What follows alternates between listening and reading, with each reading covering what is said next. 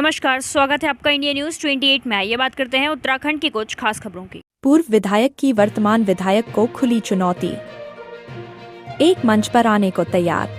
इस वक्त की बड़ी खबर उत्तराखंड प्रदेश के जनपद ऊधम सिंह नगर के जसपुर नगर में वरिष्ठ भाजपा नेता एवं पूर्व विधायक डॉक्टर शैलेंद्र मोहन सिंघल एवं वर्तमान जसपुर क्षेत्रीय कांग्रेस विधायक आदेश सिंह चौहान दोनों के बीच लगातार घमासान जारी है, जिसकी शुरुआत करीब हफ्ते भर पहले उस वक्त से शुरू हुई जब पूर्व विधायक एवं भाजपा नेता डॉक्टर सिंघल ने एक दिवसीय जसपुर मांगे स्टेडियम कार्यक्रम के तहत क्षेत्र की जनता, खिलाड़ियों एवं युवाओं के साथ मिलकर 7 घंटे का उपवास रखकर अपनी आवाज को प्रदेश सरकार तक पहुंचाने का काम किया था। तो वही उसके अगले दिन जसपुर क्षेत्रीय कांग्रेस विधायक आदेश सिंह चौहान ने अपने कार्यालय पर प्रेस वार्ता कर इस उपवास को खिलाड़ियों के कंधों पर बंदूक रखकर चलाना और अपनी राजनीति बचाना करार दिया था। उसके बाद डॉक्टर सिंघल ने खिलाड़ियों के हस्ताक्षर युक्त एक पत्र स्टेडियम बनाने को लेकर मुख्यमंत्री को दिया था। तो वही क्षेत्रीय वर्तमान विधायक आदेश चौहान ने धामी सरकार एवं पूर्व विधायक के खिलाफ स्टेडियम सहित अनेक मुद्दों को लेकर एक विशाल जन आक्रोश रैली निकाली। तो वहीं रैली के अगले दिन पूर्व विधायक एवं भाजपा नेता डॉक्टर सिंघल ने अपने कार्यालय पर एक प्रेस वार्ता आयोजित की, जिसमें डॉक्टर सिंघल ने वर्तमान विधायक आदेश चौहान पर निशाना साधते हुए वर्तमान विधायक की जनाक्रोश रैली को विधायिका बचाओ रैली का नाम दिया और साथ ही आदेश चौहान पर हमलावर होते हुए कहा कि इस जन आक्रोश रैली को जनता ने नकार दिया है, क्योंकि इस रैली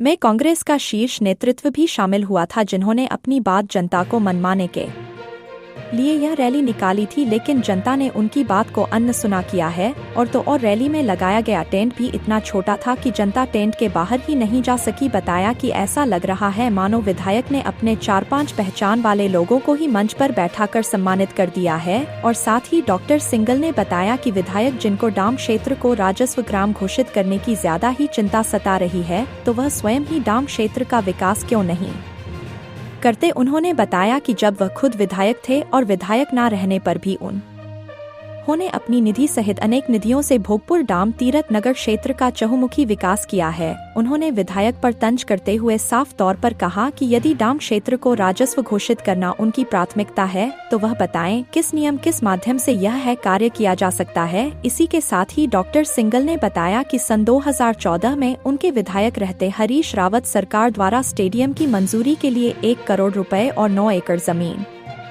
में दी गई थी, लेकिन उनके नहीं रहने के बाद में जब उस समय आदेश चौहान विधायक थे तो सिडकुल ने स्टेडियम का प्रस्ताव खारिज कर दिया था। तब विधायक ने इसको नजरअंदाज करते हुए स्टेडियम के लिए कोई आवाज नहीं उठाई और इसको लंबित रहने दिया, क्योंकि खुद विधायक आदेश चौहान ही जसपुर में स्टेडियम नहीं बनना देना चाहते हैं। इसी के साथ ही सिंघल द्वारा विधायक पर आरोप लगाते हुए बताया गया कि जसपुर में रोडवेज बस स्टैंड की मंजूरी हो गई थी, जिसके लिए नगर पालिका ने परिवहन विभाग को जमीन मुहैया कराई थी, जिसके लिए परिवहन विभाग ने नगर पालिका को उसका पैसा भी दे दिया था। लेकिन उस समय विधायक आदेश चौहान के चाहितों का उस जमीन पर कब्जा था। उनसे एक फर्जी मुकदमा नगर पालिका के खिलाफ कोर्ट में डलवाकर उस पर स्टे ले लिया, जिससे यह मामला लंबित चला आ रहा है। वह यह भी नहीं चाहते कि जसपुर में रोडवेज बस स्टैंड बने और इसके साथ ही उन्होंने वर्तमान जसपुर क्षेत्रीय कांग्रेस विधायक आदेश सिंह चौहान को सीधे खुले शब्दों में चेतावनी देते साथ एक मंच पर आने को तैयार है। वह अपने समर्थक लाए और मैं अपने समर्थक लाता हूँ और स्टेडियम सहित सभी मुद्दों पर खुली बहस की जाएगी।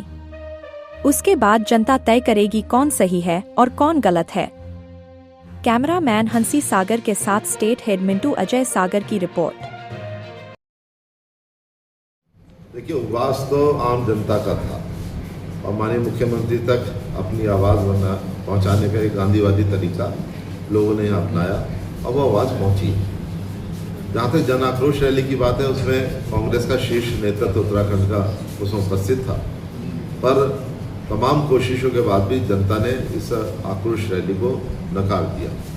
उसका कारण ये था कि विधायक जी पहले ही अपनी हार मान चुके हैं। उन्होंने ये कहा कि जसपुर का विकास जब होगा जब कांग्रेस की सरकार आएगी। जनता ने तो उन्हें विधायक 9 साल से चुन रखा है।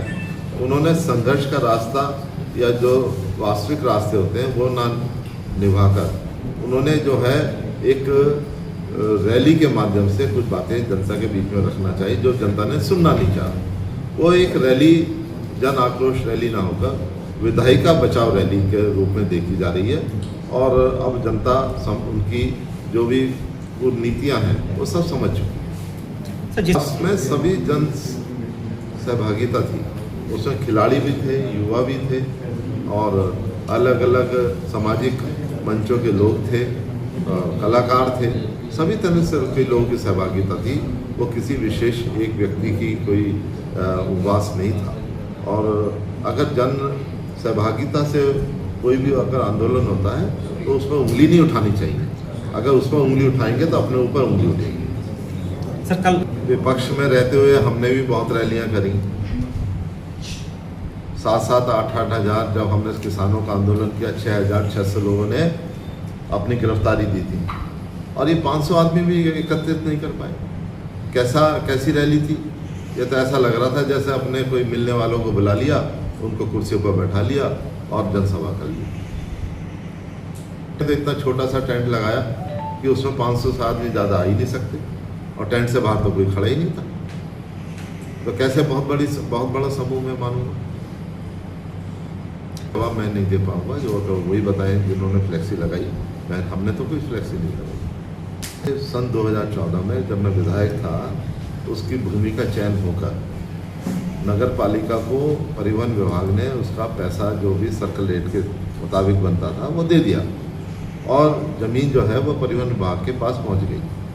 अब होता ही है, उसके बाद मैं विधायक नहीं रहा, इन्होंने अपने समर्थकों से एक मुकदमा फर्जी, जो उस वक्त कब्जेदार थे उस भूमि में, उनसे न्यायालय में डलवा दिया और पार्टी बना दिया नगर पालिका को, क्योंकि नगर पालिका की ज़मीन तो रही नहीं, वो ज़मीन तो परिवहन विभाग की थी। अब एक स्टे कोर्ट से ले लिया। विधायक जी लगातार बोर्ड में बैठकों में जाते रहे हैं। उन्होंने जो शासनादेश सरकार का हुआ जिसमें परिवहन विभाग को भूमि दे दी गई, वो यूज जो अलग अलग समय से आते रहे, उनके दबाव ऐसा बनाया कि वो शासनादेश उस स्टे पर ना लगे, उस मुकदमे में ना लगे और उसको लंबित रखा गया। आज 9 साल हो गए, विधायक जी ने ये कोशिश नहीं करी कि वो स्टे टूटे, जबकि वो नगर पालिका में लगातार उनका हस्तक्षेप था और वो स्टे आज तक नहीं टूटा है। और इसके कारण ये जो हमारी मांग है वो लंबित है। तो इसमें उनका तौर तरीका, कार्यशैली इस तरह की रही है कि हर मामले को अटकाया जाए जिससे कार्य ना हो, और मैं ज़बरदस्ती एक तरह से जनता के बीच में बातें उठाता रहूं कि ये कार्य नहीं हुआ, ये नहीं हुआ। जो कार्य वो खुद कर सकते थे, एक स्टे तोड़वा सकते थे, कोई बहुत मुश्किल काम नहीं है। और उन्होंने नगर पालिका के प्रशासन को ऐसा दबाव में लिया कि वास्तविकता कोर्ट के सामने ना पहुंचे और अपने समर्थकों को कोर्ट में भेजकर इसको लंबित रखा हुआ। सर क्या समस्याएं वो तो हमेशा चर्चा में रहेंगी, ये तो बात सही है, क्योंकि समस्या है वाकई और लोग चाहते हैं। और मैं तो इसलिए मैं कह रहा हूँ कि ये जो भ्रमित कर रहे हैं लोगों को अपने तौर तरीक़ों से, मैं तो इसलिए कह रहा हूँ कि मैं खुली चुनौती दे रहा हूँ कि एक मंच पर, मैं तो पत्रकार साथियों से कहूँगा कि वो मंच सजाएं और वो भी समर्थक लाएंगे, मैं भी अपने समर्थक लाऊंगा और जनता के बीच में जो ये प्रकरण है, चाहे वो स्टेडियम का हो, चाहे बस अड्डे का हो, चाहे डाम क्षेत्र में बार बार कहते हैं राजस्व क्षेत्र घोषित किया जाए, उस पर मैं खुली बहस के लिए तैयार हूँ।